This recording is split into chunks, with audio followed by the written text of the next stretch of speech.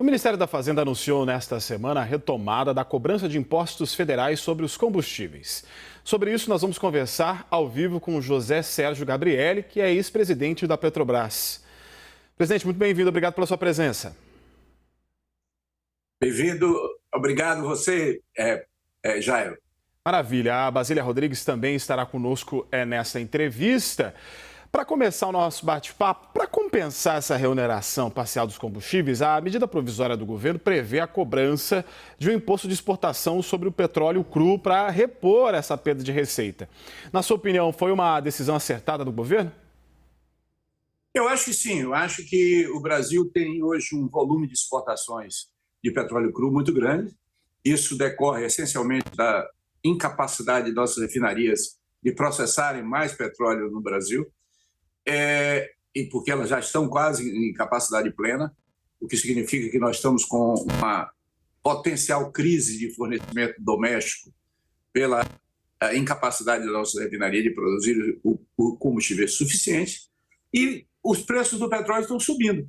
Isso leva a que as petroleiras, em vários países do mundo, essa medida de tentar capturar parte da renda petroleira das exportações de petróleo com aumento de impostos sobre exportação são comuns.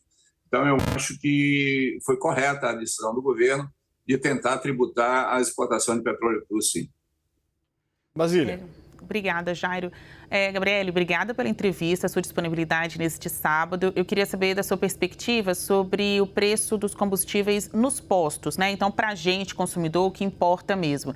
Depois de toda a engenharia da última semana, em que o governo colocou esse imposto novo sobre as petroleiras, tem aí uma redução ao mesmo tempo nas refinarias e o retorno dos tributos federais, né? Nesse sobe e desce, enfim, na hora de fechar a conta e saber como que fica o preço para o consumidor.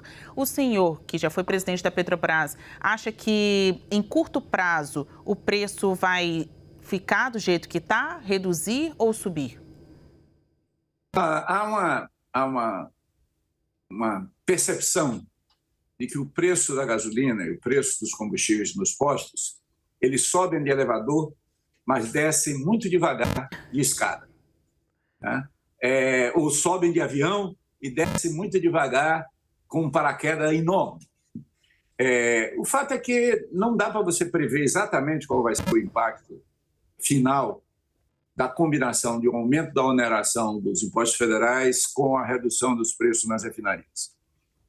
Essa combinação final depende um pouco da capacidade dos postos de gasolina, dos postos de serviço, de tentarem repassar os ganhos para absorver essa margem no consumidor. Mas vai depender um pouco da competição que existe localmente. Se você olhar a região sudeste, por exemplo, que é o maior mercado brasileiro, a dispersão de preços na região sudeste é muito maior do que em outras regiões brasileiras, o que significa que, portanto, na região sudeste você tem um processo de competição um pouco maior do que em outras regiões em que os preços são mais concentrados. E, portanto, as distribuidoras e os postos conseguem capturar parte dessas margens. Eu acho que é muito difícil você prever quantitativamente quanto vai ter um aumento, mas é provável, sim, que tenha algum aumento na bomba da gasolina. E como é que o senhor avalia essa discussão sobre a mudança da política de preços, do fim da paridade internacional? Acha que é viável? Olha, a paridade de preços de importação, que não é a paridade de preços internacional, ela é benéfica para os importadores. Nós temos muitos importadores no Brasil hoje.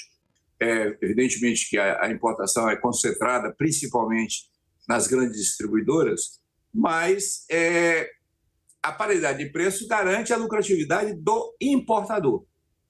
A Petrobras é uma produtora, e é uma produtora integrada.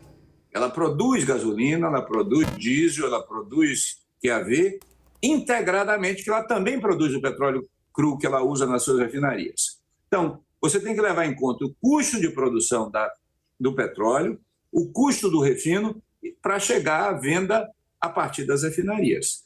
Nesse cálculo, há uma margem bastante grande, tanto é que a Petrobras está tendo lucros absolutamente extraordinários, né? 188 bilhões em 2022 distribuíram 215 bilhões de dividendos. Essa lucratividade da Petrobras mostra que há muito espaço para ajustar os preços, porque a regra da paridade de preço de importação não é uma regra bíblica, ou seja, não é uma regra de ferro, ela é uma escolha de política de preços, que pode ser outra. A Petrobras pode, por exemplo, querer disputar mercados, ela pode querer crescer no mercado de vendas, então, portanto, ela pode usar um preço um pouco menor do que o preço da importação. Sem prejuízo para o acionista. Basília? O senhor disse que não dá para prever, né, esse sobe e desce do preço dos combustíveis nas próximas semanas, mas que hoje há um cenário mais claro, né, ou pelo menos mais favorável, a uma nova alta, um novo aumento no preço da gasolina. Não dá para dizer com certeza, mas hoje está mais para mais do que para menos. Eu queria saber, na sua avaliação, o senhor que entende muito mais do que nós sobre o que compõe o preço da gasolina, dos combustíveis em geral, é justo o preço que o consumidor brasileiro paga pelo combustível? É difícil você dizer se é justo ou não é justo, porque o Brasil tem hoje, se eu não me engano, a 30ª gasolina mais barata do mundo. Portanto, nós não estamos com a gasolina muito cara em relação a outros países do mundo, inclusive países vizinhos. Portanto, é difícil você dizer se é cara ou barato. Há países, por exemplo, que estão aumentando a tributação da gasolina para reduzir o seu consumo, em função de medidas de impactos climáticos, né, para evitar impactos climáticos.